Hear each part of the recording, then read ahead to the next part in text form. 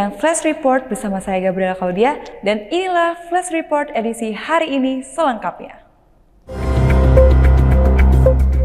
Kepemimpinan baru Badan Gizi Nasional resmi dimulai setelah Presiden Prabowo Subianto melantik Nandik Sdiang sebagai Kepala BGN di Istana Negara, Jakarta. Pelantikan dilakukan berdasarkan keputusan Presiden tentang pengangkatan pimpinan baru lembaga tersebut. Pada kesempatan yang sama, Agustina Arumsari dan Maijenteni Trenggono juga dilantik sebagai Wakil Kepala BGN. Ketiganya resmi menjalankan tugas setelah menyelesaikan rangkaian pelantikan dan pengambilan sumpah jabatan. Nandik Sdiang menegaskan komitmennya untuk memperkuat pelaksanaan program makan bergizi gratis melalui langkah efisiensi dan penataan menyeluruh. Langkah ini dilakukan untuk memastikan program tetap berjalan optimal, tepat sasaran, dan berkelanjutan tanpa menambah beban anggaran negara. Kami concern pada efisiensi anggaran agar bisa tidak membebani anggaran negara pada saat ini, tetapi dengan tidak mengubah target dari yang kita berikan gizi.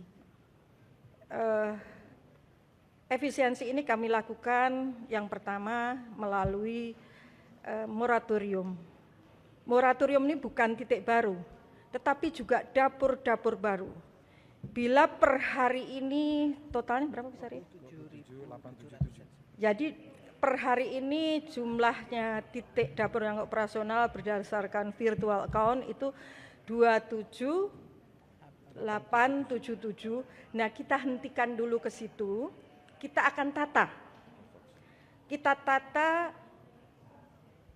apakah dapur ini melayani, ini sudah bisa melayani sebetulnya dengan penerima manfaat yang ada, atau sebetulnya malah kelebihan. Pergantian pimpinan BGN dilakukan setelah pemerintah memberhentikan Dadan Hindayana dari jabatan Kepala BGN bersama dua wakilnya, Sony Sonjaya dan Lodwig Pusung. Beberapa jam setelah diumumkan pencopotan, Dadan dan dua wakilnya ditetapkan sebagai tersangka oleh Kejaksaan Agung dalam kasus dugaan korupsi tata kelola program makan bergizi gratis periode 2025 hingga 2026. Sebelumnya, Menteri Sekretaris Negara Prasetyo Hadi menjelaskan bahwa keputusan pergantian pimpinan BGN diambil setelah Presiden melakukan monitoring dan evaluasi terhadap kinerja lembaga tersebut selama hampir 1,5 tahun. Tim Liputan Eljon Media melaporkan.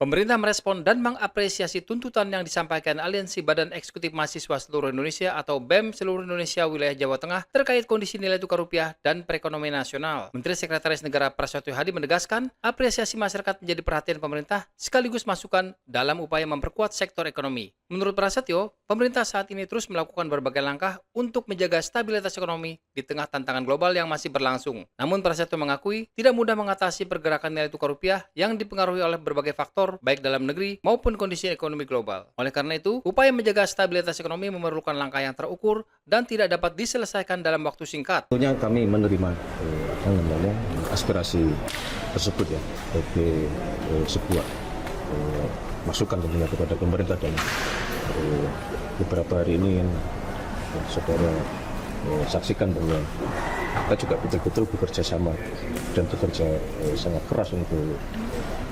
mengatasi masalah-masalah perekonomian kita, yang itu memang